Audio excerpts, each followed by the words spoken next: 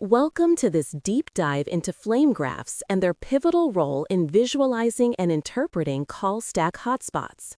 In the complex world of software engineering, identifying performance bottlenecks is a critical challenge.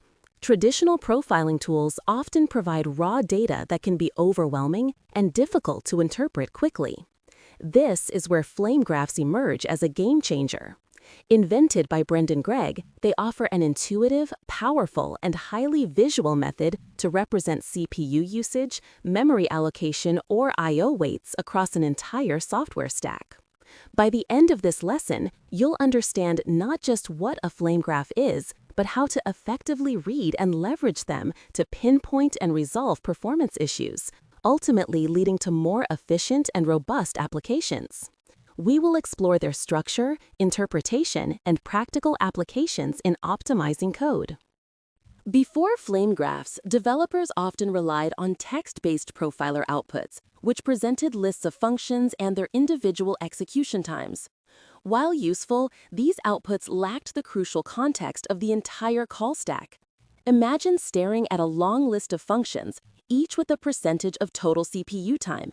It's like having pieces of a puzzle without seeing the full picture. You might know a function is slow, but not why it was called or which parent function is ultimately responsible for initiating that expensive operation. This made identifying the true root cause of performance bottlenecks a tedious, often trial and error process, demanding significant mental effort to piece together the execution flow. The lack of an intuitive visual representation hindered quick insights and effective collaboration. To fully appreciate flame graphs, we must first understand the fundamental concept of a call stack. In computer science, a call stack is a stack data structure that stores information about the active subroutines or functions of a computer program. When a program executes, the main function calls other functions, which in turn might call more functions. Each time a function is called, a new frame is pushed onto the stack, containing local variables, parameters, and the return address. When the function completes, its frame is popped off. This orderly process creates a hierarchical record of function invocations. Flame graphs leverage this hierarchical nature to show us exactly which functions are active and how they relate to each other at any given moment, forming the vertical axis of our visualization. Flame graphs are built upon a powerful technique called statistical profiling, specifically through regular sampling of the call stack. A profiler periodically takes snapshots of the active call stack, for example, hundreds or thousands of times per second. Each snapshot captures the entire chain of functions currently executing, from the operating system's kernel up to the application's most recently called function. These individual sampled call stacks are then aggregated and processed. Identical call stack traces are combined, and their cumulative time or resource consumption is calculated. This aggregation process forms the basis for the width of the blocks in the flame graph, where wider blocks indicate functions that appeared more frequently in the samples, signifying a higher resource utilization.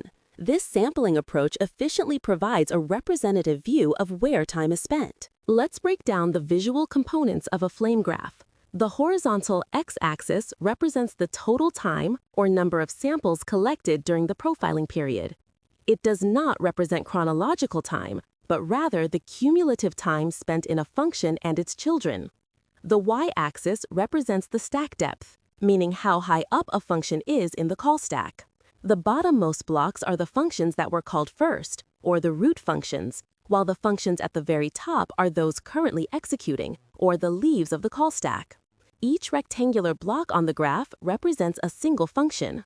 The width of a block corresponds to the total time that function and its children spent on CPU. Finally, colors are typically used to differentiate libraries or modules, making it easier to visually distinguish different parts of the codebase, though the color itself doesn't typically encode performance metrics.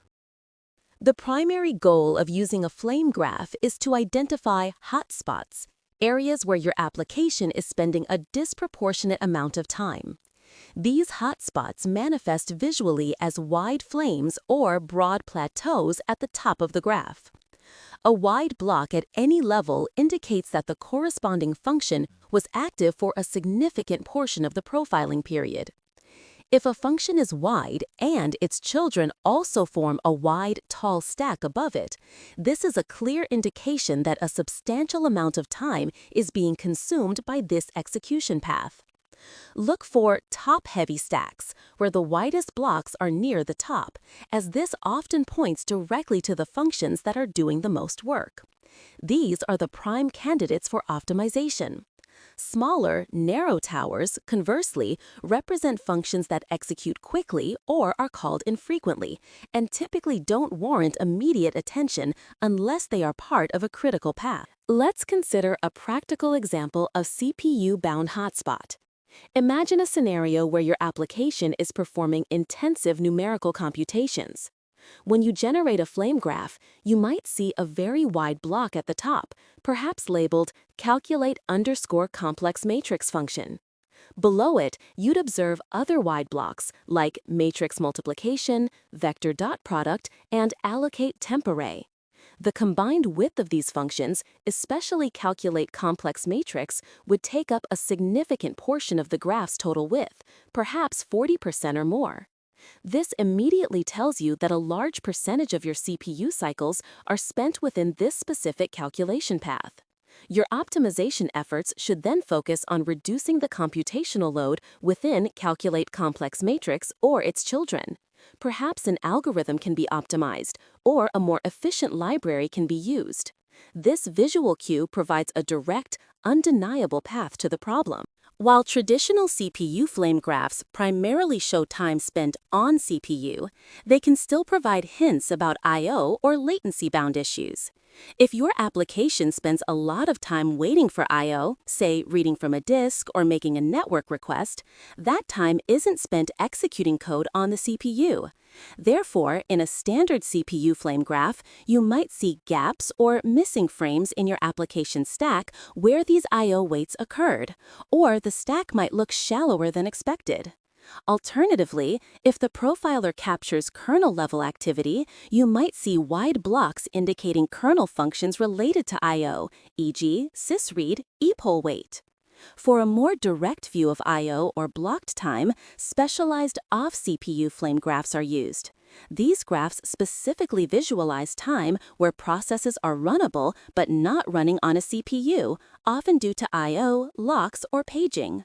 So look for disproportionately narrow application flames compared to the total elapsed time, or specific kernel I/O functions if your profiler captures them. Beyond the standard CPU flame graph, several advanced variations offer more targeted insights. The inverted flame graph flips the traditional view, with the roots of the call stack, often main or the entry point, at the top, and the leaves, the functions doing the actual work, at the bottom. This perspective is particularly useful for identifying common ancestors or understanding where execution paths diverge. Then, as mentioned, off-CPU flame graphs are crucial for understanding performance bottlenecks that aren't CPU-bound. These graphs visualize the time processes spend waiting for resources, such as I/O operations, network responses, locks, or paging. By identifying these off-CPU hotspots, you can target optimizations like asynchronous programming, better caching strategies, or reducing lock contention, which standard CPU flame graphs might miss entirely. These specialized graphs provide a more comprehensive profiling picture. To wrap up, effectively using flame graphs involves a few best practices. Firstly, always profile in a production-like environment to get realistic data, as development environments can skew results. Secondly, start with broad profiling sessions, then narrow down your focus to specific areas once hotspots are identified.